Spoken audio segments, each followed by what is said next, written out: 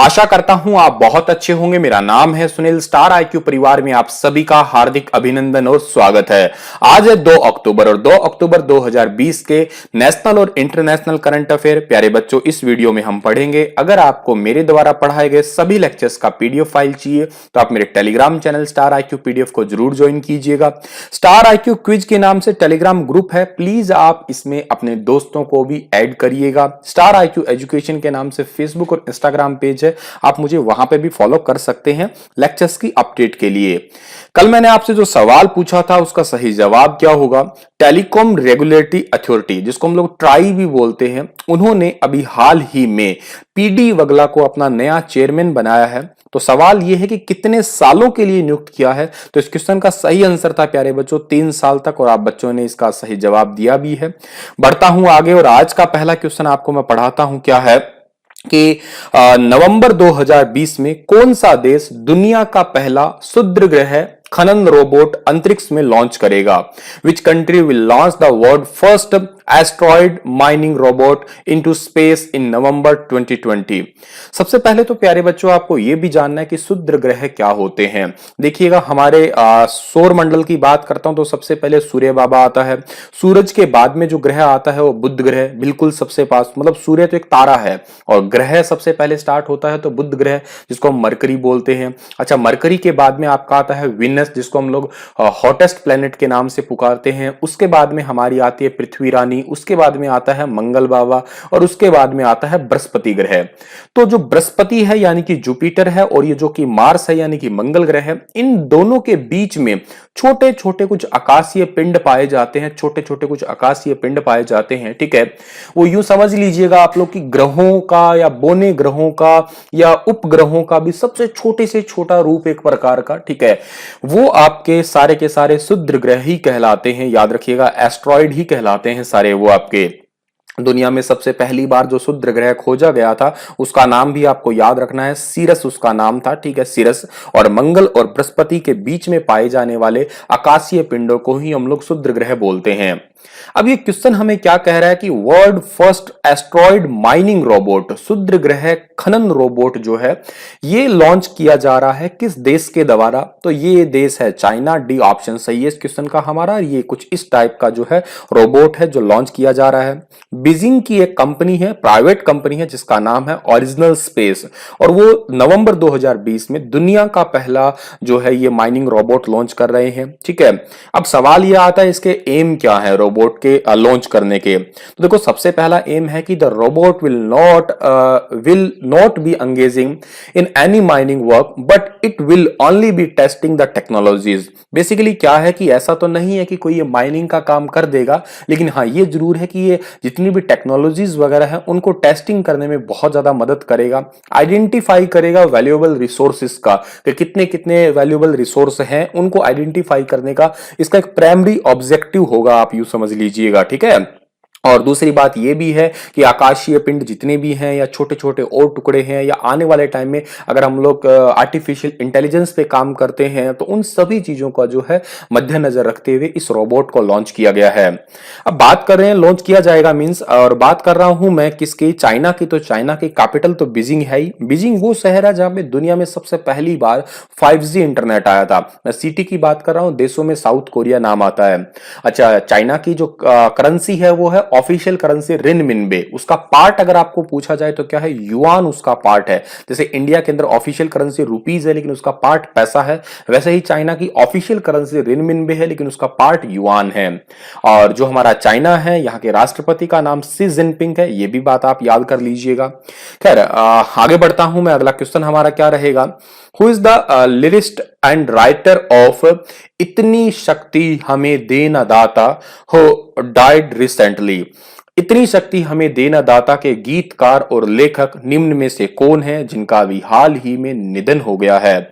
बहुत ही फेमस एक प्रेयर है, हो सकता है आप लोगों ने इसे अपने बचपन में अपने स्कूल के अंदर जो है इन्होंने सुना भी है बहुत अच्छे तरीके से, ठीक है।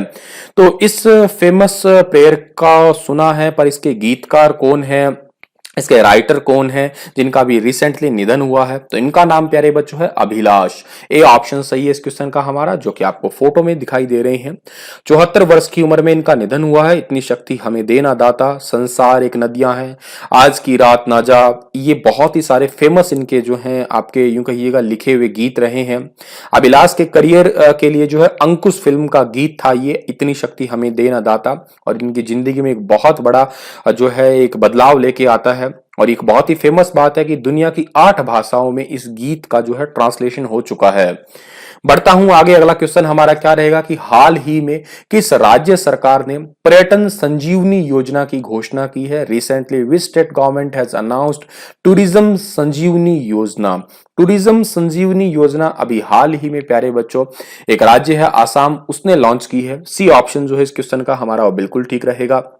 इस योजना का मतलब क्या है?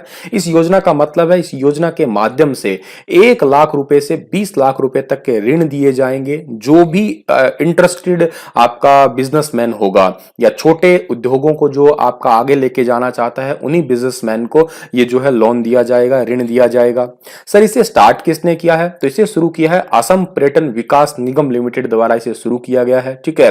अच्छा सर इसकी घोषणा किसने की है? इसकी घोषणा की है असम के मुख्यमंत्री सर्बानंद सोनोवाल ने की है। ठीक है। क्यों की है? क्योंकि जितने भी स्मॉल बिजनेस है जैसे एमएसएमई उद्योग होते हैं, उनको आगे ले जाने के लिए ये योजना शुरू की गई है। और पर्यटन का जितना ज्यादा विस्तार होता है उतना ही आर्थिक जो स्थिति होती है वो ऊपर बढ़ती ही जाती है। मैं जिक्र आसाम का कर रहा हूं तो थोड़े दिन पहले क्वेश्चन पढ़ाया था मैंने आपको कि ब्रह्मपुत्र नदी जो है आपकी वो आसाम में आके ही ब्रह्मपुत्र कहलाती है। सबसे पहले भारत की एकमात्र पुलिंग नदी भी ब्रह्मपुत्र है। इसी ब्रह्मपुत्र नदी पे दुनिया का सबसे बड़ा द्वीप है जिसको हम लोग माजुली द्वीप भी कहते हैं। ठीक है। और कैपिटल क्या है आसाम की? दिसपुर है। सर्बानंद सोनोवाल यहाँ के मुख्यमंत्री है। पॉपुलेशन अगर आपसे पूछी जाए तो 3.09 करोड़ है। असम के अंदर एक कांजीरंगा नेशनल पार्क है जो कि वन हॉर्न राइनो यानी कि एक सींग वाले गैंडे के लिए सबसे ज्यादा फेमस माना जाता है। आगे बढ़ता हूं, अगला क्वेश्चन हमारा है कि इसरो 2025 में किस ग्रह पर अंतरिक्ष मिशन शुरू करने की योजना बना रहा है? ISRO is planning to launch a space mission to which planet in 2025? ISRO कौन से ग्रह के ऊपर जो है स्पेस मिशन की बात कर रहा है? तो ये कर रहा है भाई विनस पे, विनस यानी कि शुक्र ग्रह पे। ठीक है। डी ऑप्शन जो है इस क्वेश्चन का हमारा बिल्कुल ठीक है। इसकी ऑफिशियल जानकारी दी है डॉक्टर के सिवान ने, जो कि इसरो के चेयरपर्सन है, जो कि आपको फोटो में भी दिखाई दे रहे होंगे ये। ठीक है। अच्छा जो इसरो है ये मिशन लॉन्च किया जा रहा है इसरो के द्वारा, ये थोड़ा सा यहाँ पे समझने वाली बात बेसिकली क्या है आपका, एक आपको फुल फॉर्म याद करना पड़ेगा यहाँ पे। क्या फुल फॉर्म? VIRAL। ठीक है। इस पूरी टेक्नोलॉजी का नाम है Venus infrared atmospheric gases linker. ये इंस्ट्रूमेंट को developed with the Russian federal space agency Roscosmos. ठीक है। ये याद रखिएगा आप लोग, अगर आप मुझसे पूछें कि सर अभी रिसेंटली रशिया के साथ में कौन सा स्पेस मिशन जो है हम लोग उसको अंजाम देने वाले हैं, तो आप इसका ये याद रखिएगा, वायरल इसको कह सकते हो आप, ये Venus infrared atmospheric gases linker जो है इस मिशन को अंजाम देने वाले हैं हम लोग। ठीक है। और इस मिशन को अंजाम देंगे भारतीय अंतरिक्ष एजेंसी है जिसका नाम इसरो, और के साथ में रशिया की एजेंसी, ये दोनों मिलके जो है इस पे काम करेगी। अच्छा स्पेस मिशन को लॉन्च करने के लिए पूरी तरीके से फिलहाल तैयार हो ही चुका है ये, और एक के साथ ही फ्रांसीसी अंतरिक्ष एजेंसी है। ठीक है। वो भी, उसका एजेंसी का नाम क्या है आपका? CNES है। ठीक है। वो भी जो है इसके साथ में भागीदारी दिखाएगी, या यूं कहिएगा साथ में थोड़ा सहयोग करेगी। मैं जिक्र इसरो का भी कर रहा हूं तो इसरो का फुल फॉर्म भी आपको पता होना चाहिए, इंडियन स्पेस रिसर्च ऑर्गेनाइजेशन, जिसको हम हिंदी में भारतीय अंतरिक्ष अनुसंधान संगठन कहते हैं। इसरो जो है आपका, इसका हेडक्वार्टर बेंगलुरु में है। इसकी स्थापना किसने की थी? विक्रम अम्बलाल साराभाई ने। ठीक है।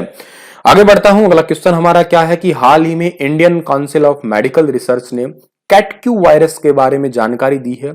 यह किसमें पाया जाता है? Recently the Indian Council of Medical Research has given information about the Cat Que virus in which it is found. किसमें पाया जाता है ये? तो देखिएगा ये दो में ज्यादा पाया जाता है, एक तो सुअर में और एक मच्छरों में। ऑप्शन में हमारा सुअर नहीं है तो ए ऑप्शन ठीक रह जाएगा, मच्छरों में ये पाया जाता है। चीन और वियतनाम के क्ल्यूलेक्स मच्छर और सुअरों के अंदर ये पाया जाता है। और इसका संक्रमण होने पे होगा क्या, दिमागी बुखार देखने के लक्षण जो है वो देखने को मिलते हैं, या दिमागी बुखार के जो जनरली आपके सिम्टम देखने को मिलते हैं, ठीक है, जिसको हम लोग मेनिस के नाम से भी पुकारते हैं। कैटक्यू वायरस जो है इतना खतरनाक अभी तक नहीं है, या है भी तो इसके बारे में अभी तक स्पष्ट जानकारी तो नहीं हुई है, लेकिन जनरली जो है ब्रेन फीवर की बीमारी ज्यादातर हमें देखने को मिल रही है इससे। आगे बढ़ता हूं मैं, अगला क्वेश्चन हमारा है कि हाल ही में किस राज्य में देश की पहली कोस्ट गार्ड अकादमी का निर्माण किया जा रहा है। Recently in which state of country first coast guard academy is being constructed. तो ये देखिएगा एक साल से पीछे लंबित थी, निर्मला सीतारमण द्वारा जो है इसकी घोषणा हो चुकी थी, लेकिन फिर भी ये मामला जो है पेंडिंग में था, लेकिन अब जो है ये बनाई जा रही है, the nation first coast guard academy. और ये कहां बनेगी, कर्नाटका के मंगलुरु में बनेगी, 158 एकड़ में बनेगी। सी ऑप्शन जो है इस क्वेश्चन का हमारा वो बिल्कुल ठीक रहेगा, और ये बनेगी आपकी। तो इसके अलावा आपको मैं ये भी बता देता हूं कि भारत में तटरक्षक स्टेशन जो है वो कौन कौन से हैं अभी तक। भारत में 42 कोस्ट गार्ड स्टेशन है वर्तमान में, ठीक है, और ये 5 ऑफिस है, हेड ऑफिस है, जिनके तहत जो है उनको कंट्रोल किया जाता है। जैसे एक आपका कोलकाता में, एक चेन्नई में, एक मुंबई में, एक गांधीनगर में, एक पोर्ट ब्लेयर में, जिसके तहत जो है ये कंट्रोल किया जाता है। इंडियन कोस्ट गार्ड डे मनाया जाता है 1 फरवरी को, ये भी याद रखिएगा आप लोग। और जो इंडियन कोस्ट गार्ड है इसके जो आपके एडिशनल डायरेक्टर जनरल है या डीजी है, उनका नाम क्या है, सेफकर है, ठीक है, वीडी सेफकर है।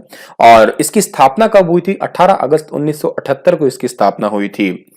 और वर्तमान में हमारे भारत के रक्षा मंत्री भी याद कर सकते हो आप लोग, राजनाथ सिंह है।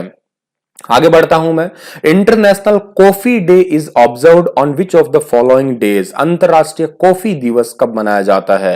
अंतरराष्ट्रीय कॉफी दिवस प्यारे बच्चों हर साल मनाया जाता है 1 अक्टूबर को। ए ऑप्शन सही है। देखिएगा 1 अक्टूबर को 3 दिवस होते हैं। एक तो होता है आपका, मैंने आपको वयोवृद्ध दिवस कल ही बताया था, ठीक है। दूसरा होता है आपका म्यूजिक डे होता है। एक आपको यह भी याद रखना है कि कॉफी डे भी 1 अक्टूबर को ही मनाया जाता है। सर क्यों मनाते हैं, तो ये हर साल इसलिए मनाया जाता है कि जो भी लोग कॉफी के बिजनेस से जुड़े हुए हैं और उनके लिए थोड़ी सी जागरूकता देना कहिएगा एक प्रकार से। इस दिवस को मनाने का उद्देश्य इतना ही है कि इस कॉफी पेय पदार्थ को थोड़ा सा बढ़ावा भी देना। 2015 में इटली के अंदर जो है अंतरराष्ट्रीय कॉफी संगठन के दिन जो है इस दिन की शुरुआत की गई थी। कॉफी बीज से प्राप्त होती है, ये भी बात थोड़ी सी आप याद कर लीजिएगा। दुनिया में कॉफी ज्यादा ब्राजील में होती है, इंडिया में कहां पे होती है, बाबा बुदन की पहाड़ी कर्नाटका के अंदर होती है। और कॉफी के लिए प्री मानसून बारिश भी होती है, जिसको हम लोग चेरी ब्लॉसम बोलते हैं। आगे बढ़ते हैं हम लोग, हाल ही में किस खाड़ी देश में राशिद नाम के अंतरिक्ष यान को 2024 में चांद पर भेजने की घोषणा की गई है। Recently which gulf country has announced to send a spacecraft named Rashid to the moon in 2024। तो इस क्वेश्चन का सही आंसर प्यारे बच्चों रहेगा आपका यूएई यानी कि संयुक्त अरब अमीरात। बेसिकली क्या है कि शेख मोहम्मद जो है वो एक रोवर जिसका नाम है राशिद, ये नाम पड़ा है उनके पिताजी के नाम पे, जो स्वर्गीय पिताजी हैं उनके नाम पे राशिद। और ये 2024 में जो है यूएई इसे भेजने की, चांद पे भेजने की बात हुई है। अगर ऐसा हो जाता है, अगर ऐसा हो जाता है, ये स्पेसक्राफ्ट चला जाता है, तो 4th नेशन होगा वो ऐसा करने वाला, ठीक है। इससे पहले यूएस है, सोवियत यूनियंस है आपके, और के साथ में चाइना है, वो ये काम कर चुकी है। मैं जिक्र कर रहा हूं किसकी, यूएई की कर रहा हूं। तो यूएई की कैपिटल क्या है, अबू धाबी है। और यूएई के अंदर अभी आपके आईपीएल का 13 संस्करण जो है, 13वां सीजन जो है वो चल रहा है। यूएई की करेंसी क्या है आपकी, यूएई दिहरम है। आगे बढ़ता हूं, अगला क्वेश्चन हमारा है कि 2 अक्टूबर 2020 को गांधी जयंती के अवसर पर भारत के सबसे बड़े हस्तशिल्प और जैविक उत्पादों के बाजार ट्राइब्स इंडिया ई मार्केट प्लेसेस का शुभारंभ किसके द्वारा किया जाएगा। तो ये हमारे भारत के जनजातीय मामलों के मंत्री जिनका नाम है श्री अर्जुन मुंडा, उनके द्वारा जो है शुभारंभ किया जाएगा। ए ऑप्शन जो है इस क्वेश्चन का हमारा वो बिल्कुल ठीक रहेगा। ये आपको फोटो में दिखाई दे रहे हैं, यही है अर्जुन मुंडा जो कि भारत में केंद्रीय जनजातीय मामलों के मंत्री हैं, ठीक है। अच्छा, ये इस मार्केट प्लेस का शुभारंभ तो करेंगे, तो ये है क्या बेसिकली, तो ये है एक आपका, इसका प्राइमरी ऑब्जेक्टिव इतना ही है कि जितने भी जनजातीय लोग हैं या जो अनुसूचित जाति जनजाति से संबंध रखते हैं, उनको सोशियो इकोनॉमिक तरीके से जो है वो डेवलप करना, ठीक है। उनको ऑनलाइन व्यापार का लाभ देने के लिए ये ई मार्केट प्लेस जो है ये लॉन्च किया जा रहा है आपका। आगे बढ़ता हूं मैं। अगला क्वेश्चन हमारा क्या है कि 2 अक्टूबर 2020 को स्वच्छ भारत मिशन को कितने साल पूरे होंगे? How many years will the Swachh Bharat mission be completed on October 2 2020? देखिएगा, 2 अक्टूबर को, मैंने अब आपकी वीडियो स्टार्ट होने से पहले आपको एक बात बताई कि 2 अक्टूबर को हमारा जो है आज करंट अफेयर है, तो 2 अक्टूबर 2014, 2 अक्टूबर 2014 को जो है सबसे पहली बार मनाया गया था स्वच्छता दिवस। इस दिन घोषणा हुई। तो इसको 2014 से लेकर 2020 तक, मतलब अब 6 साल हो चुके हैं। डी ऑप्शन सही है इस क्वेश्चन का हमारा।